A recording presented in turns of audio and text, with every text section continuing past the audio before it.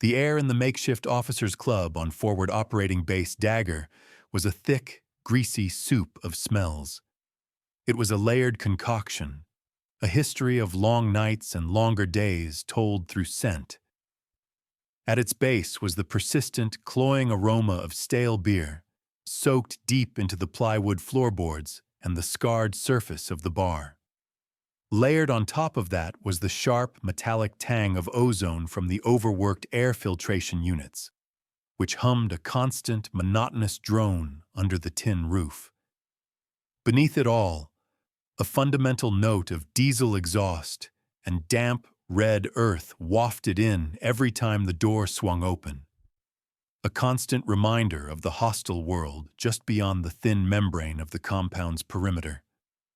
The lighting was a crime against optics, cast by long, buzzing fluorescent tubes that painted everything in a sickly, yellow-green pallor, making the weary faces of the off-duty pilots and logistics officers look like wax figures melting in slow motion. The only other sound was the rhythmic, percussive drumming of a monsoon-level rain against the roof, a relentless assault that had been going on for 3 straight days, turning the entire valley into a sea of mud and misery. In the darkest corner of this miserable little purgatory, at a small, wobbly table that had been repaired with silver duct tape, sat a woman. To the casual observer, she was a study in anonymity, a blank space in a room full of sharp, defined edges. She wore a standard-issue olive-drab flight suit, but it was strangely barren. There were no patches, no insignia, no name tag, no rank. It was as clean and sterile as if it had just been pulled from a vacuum-sealed bag. She was not large, nor was she particularly striking. Her hair was a nondescript brown, pulled back into a severe, functional bun that emphasized the sharp, intelligent lines of her face. But her face was a mask of placid neutrality. Her eyes, a cool and distant gray, scanned the room without ever seeming to land on anything specific. She held a glass of water, condensation beating on its side, and she had not taken a sip from it in over an hour. Her defining characteristic was an almost supernatural stillness. In a room filled with the nervous energy of confined warriors, men who tapped their feet, cracked their knuckles, or shifted restlessly in their chairs, she was a point of absolute calm, a statue in a hurricane. She was so quiet, so utterly unassuming, that she had achieved a kind of invisibility. She was simply part of the background, no more noticeable than the humming lights or the leaking seam in the corner. The door to the club slammed open with a violent crack, letting in a swirling gust of wind and rain that carried the scent of wet grit and jet fuel. It was Captain Thorne, and one always knew when it was Captain Thorne. He did not simply enter a room. He conquered it. He was a big man, not in the flabby way of a desk-bound officer, but with the hard, dense musculature of someone who spent as much time in the gym as he did in a cockpit. His flight suit was immaculate, starched to a razor's edge, and adorned with a constellation of patches that spoke of squadrons, deployments, and qualifications. His rank was clearly visible on his shoulders, polished to a high sheen. His face looked like it had been carved from naval tradition itself. A square jaw, a confident smirk permanently etched into his lips, and eyes that held a dismissive, predatory glint. He moved with the unearned confidence of a man who had never been seriously challenged, a man who believed his own volume was a substitute for substance. Behind him trailed 2 younger lieutenants, his acolytes, who laughed a little too loudly at his jokes and mirrored his swagger with a practiced, sycophantic grace. Thorne's gaze swept the room like a searchlight, cataloging the occupants, assessing their deference, and demanding their attention. He was the alpha predator in this small, enclosed ecosystem, and his presence instantly changed the room's atmosphere. The low chatter died down. Men sat up a little straighter. Thorne's authority, unlike the woman's stillness, was a loud, broadcasted signal, a demand for acknowledgement. His eyes passed over the woman in the corner once, twice, and then a third time. In his world, things were categorized instantly: threat, asset, or irrelevance. A woman, in a sterile flight suit with no rank, sitting alone, registered deep in the territory of irrelevance. But tonight, fueled by boredom and a self-regard that required constant validation, he saw something else: an opportunity, an irregularity in his perfectly ordered universe, a nail that was not hammered down. He swaggered over to her table, his lieutenants fanning out behind him like a wolf pack's honor guard. The entire room was now watching, a silent chorus anticipating the drama. Thorne leaned over her table, placing his large, meaty hands flat on its surface, deliberately invading her personal space. The table wobbled precariously. He loomed over her, a mountain of arrogant certainty. "You're in my spot," he said. It wasn't a question. It was a declaration of ownership. His voice was a low rumble, designed to intimidate. The woman did not look up immediately. She continued to gaze at the far wall, as if contemplating a particularly interesting water stain. After a long, deliberate pause that stretched the tension in the room to a screaming pitch, she slowly raised her eyes to meet his. They were calm, devoid of fear, devoid of anger, devoid of anything at all.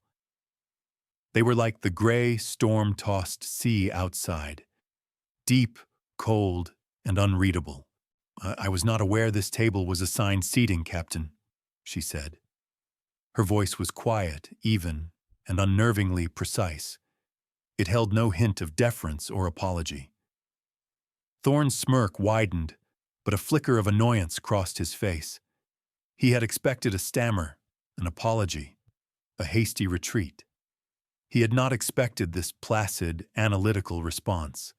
It was like shouting at a rock and having it politely inquire about the weather. "Everything in this room is assigned seating," he sneered, leaning in closer, his voice dropping to a conspiratorial, condescending whisper. "It's assigned to the people who actually fly the missions, who pull the trigger, not administrative support." He gestured vaguely at her blank flight suit. "No patches, no rank. You must be one of the new logistics clerks they flew in. You people are supposed to stick to the mess hall.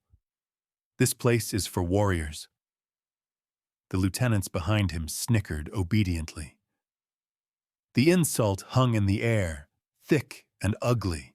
He had publicly categorized her, dismissed her, and cast her out. He had reduced her to a non-entity, a piece of administrative baggage. He had called her a nobody. The woman did not flinch. She did not turn. Her unnerving calm remained absolute, a perfect shield against his blustering attack. She was a lioness, allowing a jackal to dance at the edge of its kill radius, watching with a kind of detached, scientific curiosity. This complete lack of a desired reaction, the absence of fear or indignation, was more infuriating to Thorne than any shouted retort could have been. It was a silent refutation of his power. It suggested, in its profound quiet, that he did not matter. "I am where I am supposed to be," she stated again, not as a defense, but as a simple, immutable fact. It was a statement of cosmic certainty, as if she were declaring the law of gravity. The quiet defiance, the sheer audacity of her composure, sent a surge of hot, red anger through Thorne. His carefully constructed persona of the cool, untouchable ace pilot was cracking under the pressure of her silence. He needed to reassert his dominance, to force a reaction, to break her. He drew himself up to his full height. his voice now a full-throated roar that echoed through the silent club. "You're a nobody!" he bellowed, the words slamming into the quiet like a physical blow. "You have no rank, no squadron, no purpose here except to take up space that real soldiers could be using. So I'm telling you, not asking you, to get up and get out of my club. Now." To punctuate his command, he slammed his fist down on the table. The flimsy structure gave a pained groan. Her glass of water jumped, tipped, and sent a cascade of ice-cold water across the tabletop and into her lap. The room held its collective breath. This was the final escalation. He had moved from verbal humiliation to a physical act of aggression. Surely now there would be a response. There was, but it was not the one anyone expected. The woman looked down at the spreading dark patch on her flight suit. She then looked at the overturned glass. With a slow, deliberate motion that was excruciating to watch, she reached out, picked up a thin paper napkin from the dispenser, and began to calmly, methodically dab at the spilled water on the table. She didn't look at Thorne. She didn't acknowledge his outburst. She simply cleaned up his mess, her movements small, economical, and radiating an aura of control so profound it was terrifying. His face, which had been a mask of triumphant rage, began to contort into a rictus of confused fury. He had fired his biggest guns, and the target had not even registered the impact. He was losing control, and worse, he was losing his audience. The smirks on the faces of the other pilots had been replaced by looks of uncomfortable fascination. Thorne had expected to be the hero of this little drama. Instead, he was becoming the buffoon. He reached out, his hand closing into a fist, about to grab her arm and physically haul her from the chair. He needed to make her feel his power. He needed to break that infuriating calm. He never got the chance. At that exact moment, the world ended. A klaxon alarm, a sound of pure, shrieking electronic panic, erupted through the compound. It was a noise no one ever wanted to hear. Not the standard air raid siren, not the incoming mortar alert, but the catastrophic system failure alarm. The yellow-green lights instantly died, plunging the room into absolute darkness for a split second before emergency lights, casting a hellish red glow, flickered on. Over the intercom, a digitized, frantic voice began to repeat a clipped, terrifying message. CAS evac protocol, CAS evac, Aegis sector-wide failure. I repeat, Aegis sector-wide failure. Unidentified high-speed contacts, multiple vectors. This is not a drill. The message was a death sentence. The Aegis network was the multi-billion-dollar integrated air defense system that protected the entire region. It was their shield, their all-seeing eye. A sector-wide failure was considered a theoretical impossibility, something that only happened in the worst-case wargame scenarios. To have it happen during the worst storm of the decade, while unidentified contacts were closing in, was an act of tactical annihilation. It meant they were blind, deaf, and naked in the face of an imminent attack. The room, which had been frozen in social tension, exploded into pure, unadulterated chaos. Men shouted, chairs were knocked over as they scrambled for the doors. The ingrained discipline of professional soldiers evaporated in the face of an impossible crisis. Thorne, for his part, was shouting as loudly as anyone, his face a mask of disbelief and panic. He began barking orders, but they were the wrong ones. Textbook responses to a situation that had no textbook. Get me a line to command. Someone get the hardline binder for system reboots. Where's the watch officer? His commands were just more noise in the symphony of confusion, the panicked flailing of a man whose authority had just been rendered meaningless by a crisis far beyond his comprehension. He was a pilot without a plane, a warrior without a weapon. In the midst of this bedlam, as the red lights pulsed and the alarm shrieked its song of doom, the woman at the table moved. Her previous stillness had been a form of potential energy, a coiled spring. Now that energy was released. She did not scramble or run. She rose from her chair in a single, fluid motion, a ghost of purpose gliding through the panicked, colliding bodies of the other officers. Her eyes, which had been distant and unreadable, were now laser-focused, burning with an intensity that seemed to generate its own light in the dim, red room. She moved with an economy of motion that was breathtaking, weaving through the chaos as if the panicked men were stationary objects. She was the only thing in the room moving with a clear vector, a clear objective. Her destination was a locked panel at the far end of the room marked Emergency ComCon. A young lieutenant was fumbling with a keycard, his hands shaking too badly to get it into the slot. The woman did not break stride. She reached him, took the card from his trembling hand, and slid it through the reader in one smooth, decisive motion. The panel beeped and popped open, revealing a complex array of screens, switches, and input jacks. The lieutenant, flustered, turned to challenge her. "Ma'am, that's restricted access. You can't—" "Give me your headset," she commanded. Her voice was the same quiet, even tone as before, but it was now imbued with a weight that was absolute. It was not a request. It was the sound of command itself. The lieutenant, mesmerized by her sheer certainty, found himself pulling the headset off his own head and handing it to her before his brain had even processed the order. She slipped the headset on, her fingers flying across the console with a speed and precision that was inhuman. They didn't type. They danced, a blur of motion that called up diagnostic screens, code strings, and system schematics that no one in the room had ever seen before. The main screen, which had been flashing a single, ominous red error message, flickered to life, displaying a cascade of raw data that was utterly incomprehensible to anyone watching. Thorne, who had finally noticed the source of this new, focused activity, stormed over. His panic had been momentarily replaced by his ingrained territorial aggression.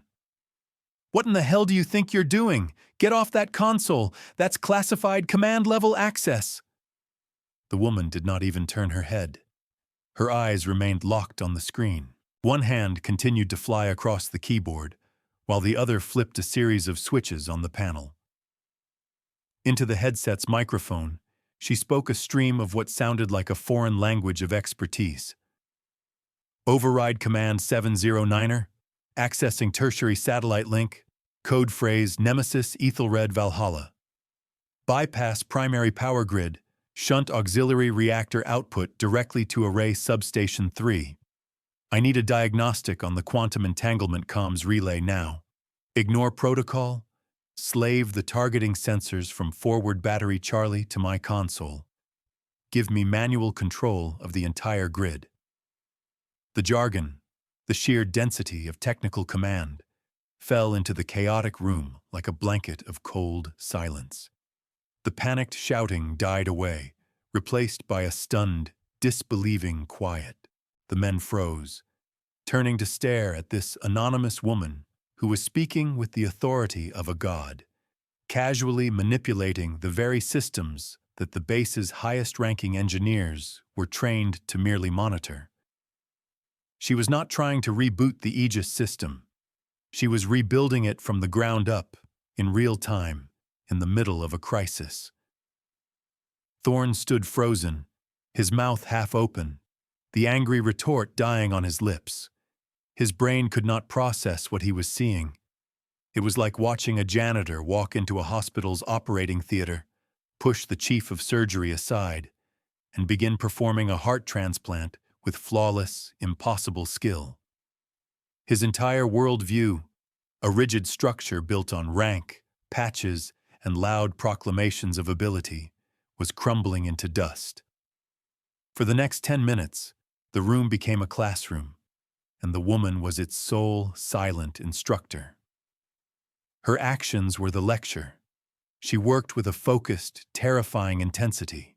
With one series of commands, she bypassed the fried central processor that had caused the system-wide failure, rerouting all core functions through a series of redundant, classified subprocessors that no one on the base even knew existed. She was pulling rabbits out of a hat that was, itself, top secret. A map of the sector appeared on the main screen, but it was a map of breathtaking detail, showing weather patterns, thermal layers, and electronic signatures with a clarity that made the standard Aegis display look like a child's crayon drawing. The unidentified contacts resolved into sharp, clear icons. "They're not hostiles," she murmured into the headset, more to herself than to anyone else. "They're drones. Hypersonic, stealth-coded. They're not attacking. They're mapping our electronic weaknesses during the storm. It's a probe, a test." With another flurry of keystrokes, she didn't just defend, she attacked. She didn't launch missiles or scramble jets.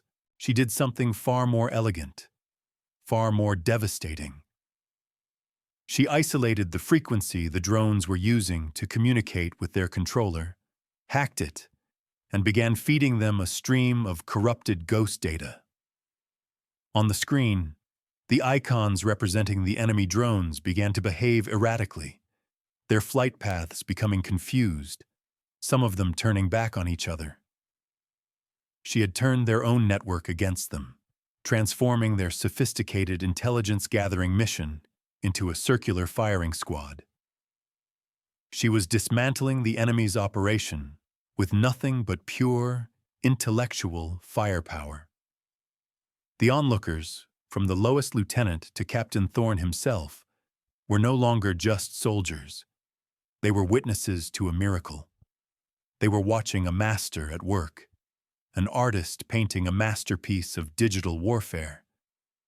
The awe in the room was a palpable thing, a thick silence of complete and utter subjugation to a level of competence so far beyond their own that it felt like magic. Just as the last enemy drone icon on the screen veered off course and disappeared into the storm, its mission a total failure, the main door of the club crashed open again. This time, it was Command Sergeant Major Davies who stood silhouetted in the doorway. Davies was a living legend, a man who had been in uniform since before most of the officers in the room had been born. His face was a roadmap of a dozen conflicts. His uniform was crisply functional, and his mere presence radiated an authority that made Thorne's boisterous dominance look like a child's tantrum. He had come from the main command center, his face grim, expecting to find the junior officers in a state of terminal panic. His eyes scanned the scene. The red emergency lights, the silent, awe-struck officers, and the single, calm figure of the woman at the emergency console. The entire tactical situation of the sector displayed on the screen before her. Davies's eyes, which had seen everything, widened. A look of profound, staggering recognition dawned on his face. The grim set of his jaw softened into something that looked almost like reverence. He took 2 steps into the room, his boots clanging on the floor. He snapped his body into the most rigid, perfect, and respectful position of attention of his long and storied career. His back was a steel rod, his chin was tucked, his hands were ramrod straight at his sides. His voice, a gravelly roar honed by decades of commanding men in combat, boomed through the silent room, a thunderclap of absolute, unquestioning respect. "Attention on deck!" It was a command ingrained in the very soul of every person in that room. Instinct drilled into them from the first day of basic training, took over. Every officer, including a pale and trembling Captain Thorne, snapped to the position of attention, their bodies rigid, their eyes locked forward, their minds reeling in confusion. They were standing at attention, but for whom? The only person not standing was the woman at the console. Command Sergeant Major Davies kept his eyes locked on her. His voice, now stripped of its parade ground volume and filled with a quiet, profound deference, addressed her directly. "General Reed, my apologies, ma'am. The storm knocked out the priority comms. We didn't know you were on site." The words, the rank, General, the name, Reed. They did not just enter the room, they detonated. They landed with a physical weight that seemed to suck the very air out of the club. The collective shock of the onlookers was a silent, psychic scream. Captain Thorne's face, already pale, collapsed. The blood drained from it completely, leaving behind a waxy gray mask of pure, abject terror. His knees seemed to buckle slightly. The man he had called a nobody, the logistics clerk he had tried to humiliate and physically intimidate, was not just an officer. She wasn't just a senior officer. She was a 4-star general. She was a living, breathing part of the military pantheon. The narrator's voice could have filled in the details then, a reverent litany of a legend made real. General Evelyn Reed, call sign Nemesis. The youngest officer ever promoted to 4-star rank in the history of the Joint Chiefs. The primary architect of the very Aegis defense network she had just single-handedly saved and weaponized. A strategic genius whose exploits were the stuff of classified myths whispered at the War College. A figure so important, so critical to national security, that her face was deliberately kept out of public record. She was on FOB Dagger incognito, on a surprise inspection tour to test system readiness under adverse conditions. She had gotten her test. General Reed finished her final command on the console, bringing the base's systems back to full, enhanced functionality. The red emergency lights died, and the main fluorescent lights flickered back on, their normal, sickly yellow-green glow now feeling as bright and unforgiving as a spotlight on a stage. She took off the headset, coiled its cord with practiced efficiency, and hung it back on its hook. Then, she turned. She rose from her chair and walked, her movements still calm and deliberate, across the room. She did not walk toward the command sergeant major who was still holding his rigid salute. She did not walk toward the door. She walked directly to Captain Thorne, who stood frozen at attention, his eyes wide with a horror that went beyond the fear of punishment. It was the horror of a man whose entire reality has been violently and irrevocably shattered. She stopped less than a foot in front of him. She was a head shorter than him, and her frame was slight compared to his bulk, yet she seemed to tower over him. The authority radiating from her was an almost physical force, pressing down on him, crushing him. She looked up at him, and her gray eyes were no longer cold or unreadable. They were now the eyes of a master artisan examining a flawed piece of work. There was no anger in them. There was only a profound, clinical disappointment. "Captain," she began, her voice still quiet, yet it carried to every corner of the silent, tomb-like room. "Today, you failed 2 critical tests. The first was a test of character. Faced with a subordinate you perceived as weak, you chose cruelty over leadership, arrogance over instruction. You failed to understand that a quiet professional is always more valuable than a loud amateur." She paused, letting the words sink in. Thorne's breathing was shallow, ragged. A bead of sweat traced a path down his temple. "But that," she continued, her voice becoming even colder, even more precise, "is a personal failing. Your second failure is a tactical one, and therefore it is my concern. Your inability to assess personnel based on merit rather than presentation is a catastrophic vulnerability in a commanding officer. You saw a woman. You saw no rank insignia. And your mind, trapped in its own prejudiced paradigms, assessed nobody. You did not see a fellow officer. You did not see a potential asset. You saw a target for your own insecurity. She took a small step closer, forcing him to look down at her. That failure in judgment, Captain, that lazy, arrogant assumption, almost cost us this entire sector. Had I been a specialist with the knowledge to fix that array, but intimidated by your behavior, we would all be dead. Your ego, Captain Thorne, is a liability this command cannot afford. It is a faulty piece of equipment, and it must be recalibrated. The entire room expected a sentence. A court-martial. The end of a career. Thorne certainly did. He was visibly trembling, awaiting the axe to fall. But General Reed was not a conventional leader. She did not believe in simple punishment. She believed in education. Often, a brutal, unforgettable education. She turned her head slightly, addressing the base commander, who had arrived with Davies and was now standing by, looking utterly mortified. Colonel, I am officially requisitioning one of your officers. Captain Thorne is reassigned, effective immediately. He will be my new executive aide. A collective, silent gasp seemed to pass through the room. It was a sentence far worse than a court-martial. It was a sentence of forced proximity, of constant daily humiliation. Thorne would not be sent away in disgrace. He would be chained to the side of the very legend he had insulted. He would carry her briefing case. He would manage her schedule. He would stand in the corner of rooms while she briefed cabinet secretaries and heads of state.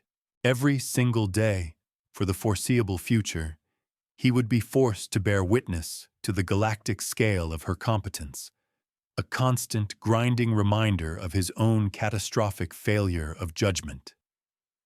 The horror on Thorne's face was absolute.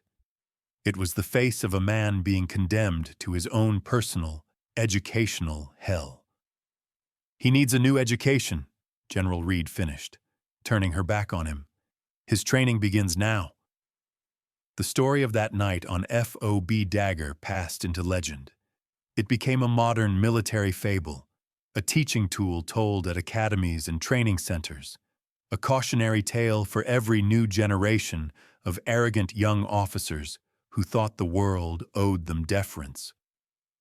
With each telling, the storm grew fiercer, the enemy drones more numerous, and General Reed's commands more brilliant.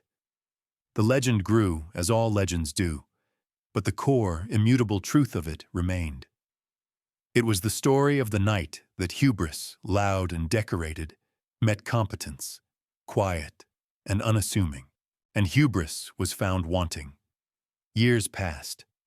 The world turned, wars ended, and new ones began. In a lecture hall at the National War College, a place where the future leaders of the military were forged, a guest lecturer stood before a class of bright, ambitious, and dangerously confident young captains. He was Colonel Thorne. The years had stripped the arrogant swagger from him, replacing it with a quiet, hard-won wisdom. The dismissive smirk was gone, replaced by the faint, sad lines of a man who had learned his lessons the hard way. He was now one of the most respected instructors on the faculty, known for his brutally honest lessons on the psychology of command. He stood before the class, his hands resting on the lectern. "I'm going to tell you a story," he began, his voice calm and steady. "A story about the most profound professional humiliation of my life. It's a story about a rainy night, a wobbly table, and a glass of water.